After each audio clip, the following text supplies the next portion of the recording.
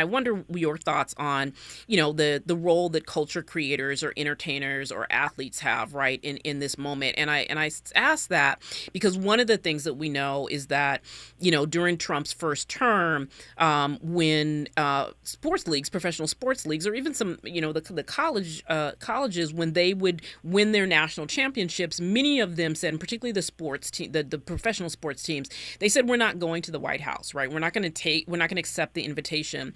And this time, we saw the Philadelphia Eagles, announce after first it seemed that they were saying that they weren't going to go, and then they said that they were.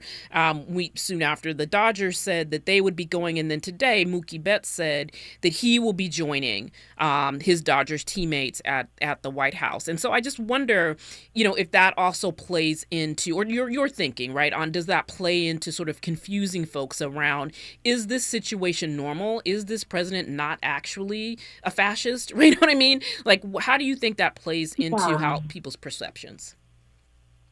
I think you have to be very thoughtful about what you want to do with that platform, Mm-hmm. right? So, um, because if you are going to go, you kind of have to make sure that you're not being used by the White House for their propaganda. Mm-hmm. Um, it, I think you have to have some sort of plan. Like if you want to confront the president because you know that you are the rare person to have any sort of audience with him, Mm-hmm. particularly in person as opposed to on, Twitter or, Right. his own social media site. Um, what is it that you want to communicate knowing that this man basically has a media spotlight on him pretty much at all times because he is the president of the United States, Right. right? Like, how are you what is your role in that frame? Mm-hmm. You're right. And Right. how can you kind of do a bit of scene stealing? Um, if that is what you want to do in Right. order to attract attention to what exactly?